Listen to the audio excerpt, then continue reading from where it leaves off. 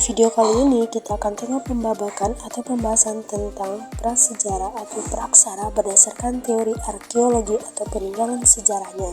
Arkeologi atau berdasarkan peninggalan sejarahnya menurut Omset asal Denmark membagi sejarah Indonesia menjadi 3 zaman, yaitu zaman batu, zaman perunggu, dan zaman besi.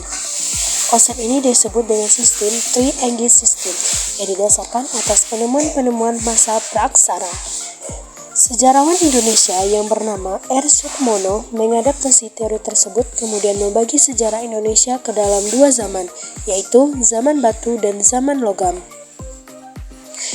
Mari kita mulai dengan membahas zaman batu.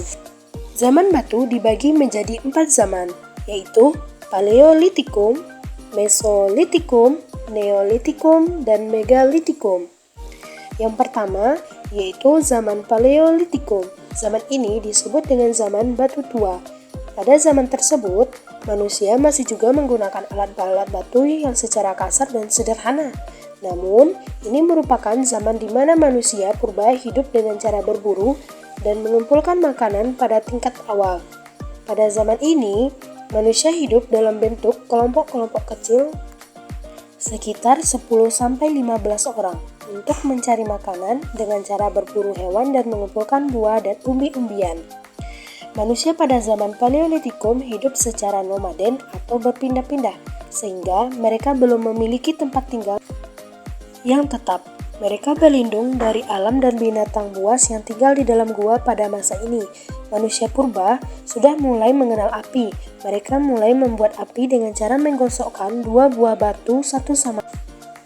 Dalam sejarahnya, hasil kebudayaan Paleolitikum dibagi menjadi 2, yaitu kebudayaan Pacitan dan kebudayaan Ngandong. Kebudayaan Pacitan ditemukan oleh seorang ahli paleontolog yang bernama von Koenigsweg pada tahun 1935. Hasil kebudayaan yang ditemukan yaitu kapak genggam atau cokor yang diperkirakan merupakan hasil peninggalan dari Meganthropus. Begitu juga dengan kapak perimbas yang diperkirakan merupakan peninggalan dari Pithecanthropus.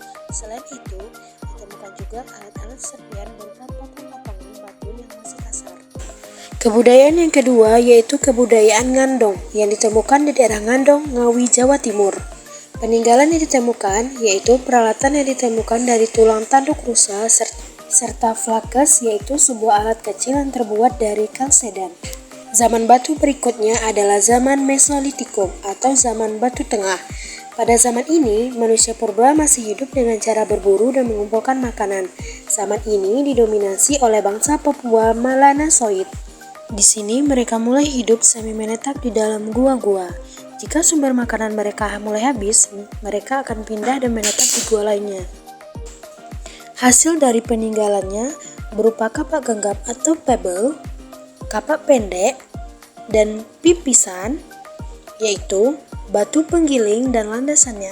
Lanjut, pada zaman Neolitikum atau zaman batu muda, mereka sudah tidak lagi hidup dengan pindah-pindah atau mulai hidup menetap. Mereka masih melakukan pemburuan, namun sudah bisa menghasilkan bahan makanan sendiri dengan cara bercocok tanam.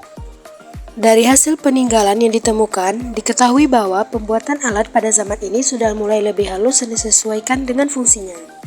Hasil budaya atau peninggalan yang paling terkenal yaitu kapak lonjong yang ditemukan di Indonesia bagian timur seperti Minahasa di Papua.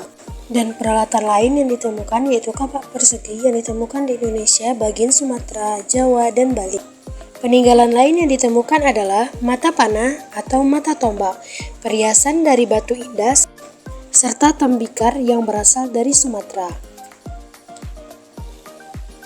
Lanjut, pada zaman Megalitikum atau zaman batu besar. Zaman ini didominasi oleh manusia purba, Homo sapiens. Kebudayaan ini diperkirakan berkembang dari zaman Neolitikum hingga zaman perunggu.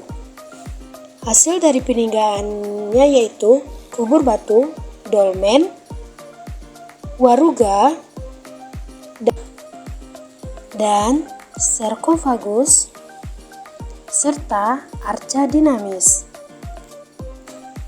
Seiring perkembangan zaman, manusia semakin terampil. Tidak hanya peralatan dari batu, manusia mulai bisa membuat peralatan dari logam. Hal itulah yang dimulai dengan zaman logam. yang disebut juga sebagai zaman Perundagian. Pada zaman ini, manusia purba sudah mulai mengenal teknologi dan pertukaran yang dengan membuat peralatan yang sesuai dengan kebutuhan hidup. Zaman logam sendiri dibagi menjadi 3 zaman, yaitu zaman tembaga, zaman perunggu, dan zaman besi. Zaman tembaga merupakan masa awal manusia mengenal logam hingga yang pertama berlangsung di Indonesia, yaitu zaman perunggu. Pada zaman ini, manusia membuat peralatan dengan bahan dasar perunggu.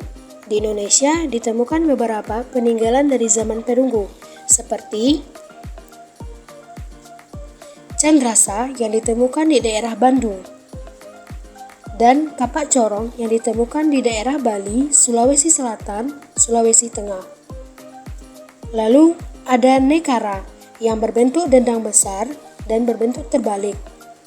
Kemampuan manusia semakin berkembang dengan mulai membuat peralatan dengan bahan besi yang menandakan mulainya zaman besi.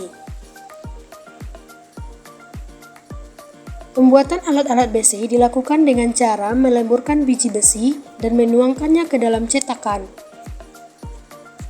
Beberapa hasil peninggalan dari zaman besi yaitu ada mata kapak, mata sabit, mata pisau, dan mata panah.